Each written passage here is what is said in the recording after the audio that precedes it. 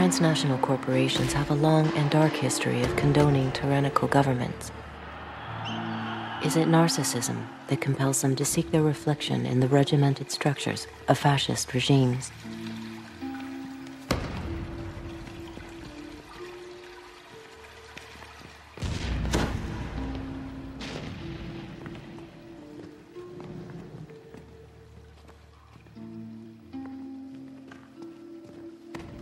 There was an interesting connection between the rise of fascism in Europe and the consciousness of politically radical people about corporate power, because there was a recognition that fascism rose in Europe with the help of enormous corporations.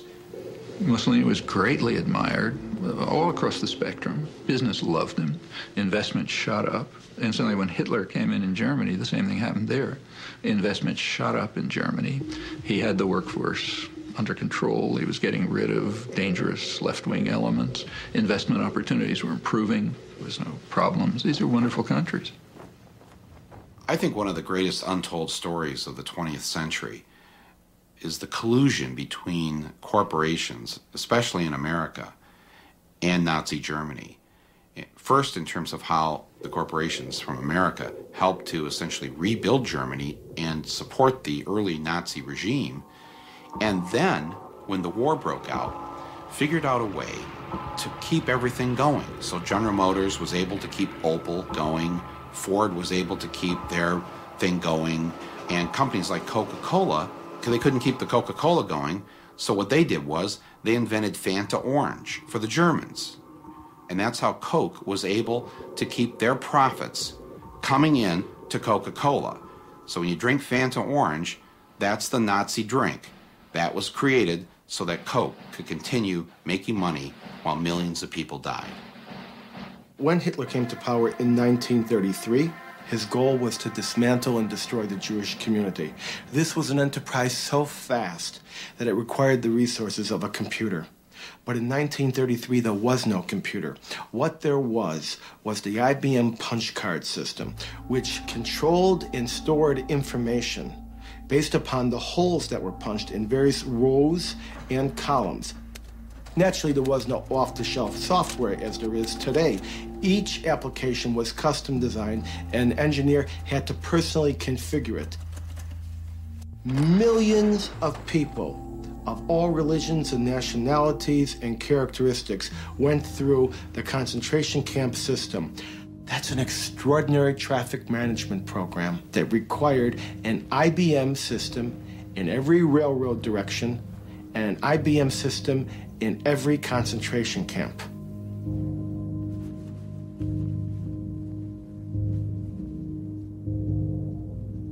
Now, this is a typical prisoner card. There are little boxes where all the information is to be punched in. We compare this information to the code sheet for concentration camps. And here you see Auschwitz is 1, Buchenwald 2, Dachau is 3. Now, what kinds of prisoners were they? They could be a Jehovah's Witness for 2, a homosexual for 3, communist for 6, or a Jew would be 8. Now, what was their status? 1 was released, 2 was transferred, 4 was executed, 5 was suicide, and 6. Code 6. Sonderbehandlung, special treatment, meant the gas chamber or sometimes a bullet. They would punch that number in, the material was tabulated, the machines were set, and of course, the punch cards, by the millions, had to be printed, and they were printed exclusively by IBM, and the profits were recovered just after the war. I really do believe that that particular accusation has been fairly discredited as a serious accusation. That is, the fact that they have used equipment, that is a fact. But how they got it, how much cooperation they got, and any kind of collusion, trying to connect dots that are not connected, I think that's the part that is discredited. Generally, you sell computers and they're used in a variety of ways, and you always hope they're used in the more positive ways possible. If you ever found out they are used in ways that are not positive, then you would hope that you stop supporting that. But do you always know? Can you always tell? Can you always find out?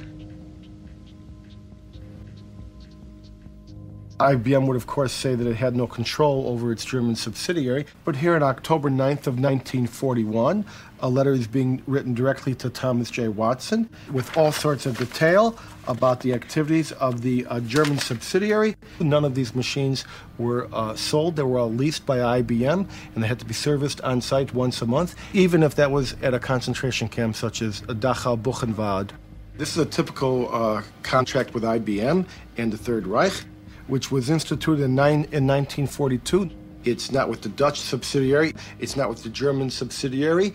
It is with the IBM Corporation in New York. You know, as it happens, I know that story. I discussed it more than once with old Mr. Watson, and I was around at the time. I'm not saying that Watson didn't know that the German government used punch cards. He probably did know. After we had very few customers.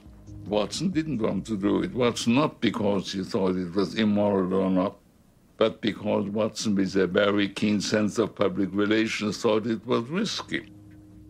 It should not surprise us that corporate allegiance to profits will trump their allegiance to any flag.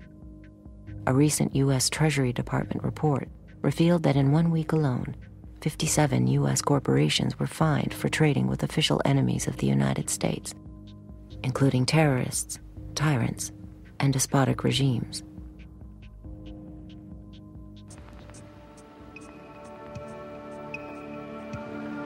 You can roughly locate any community somewhere along a scale running all the way from democracy to despotism.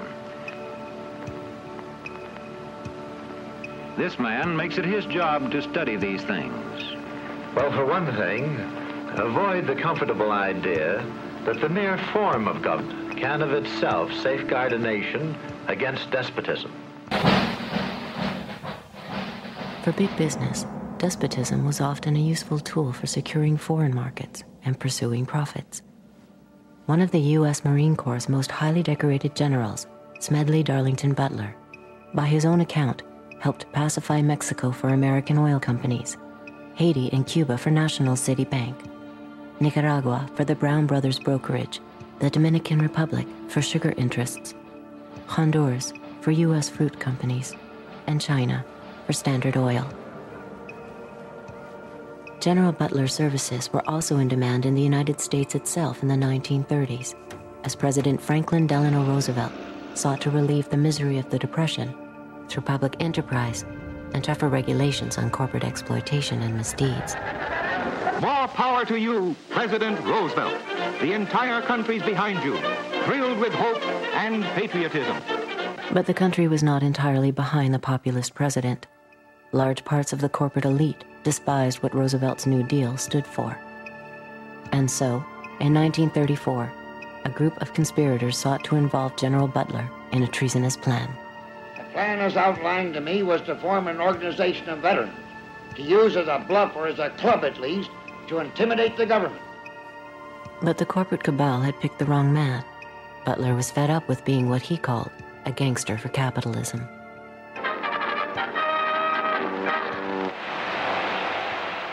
I appeared before the Congressional Committee, the highest representation of the American people, under subpoena to tell what I knew of activities which I believe might lead to an attempt to set up a fascist dictatorship.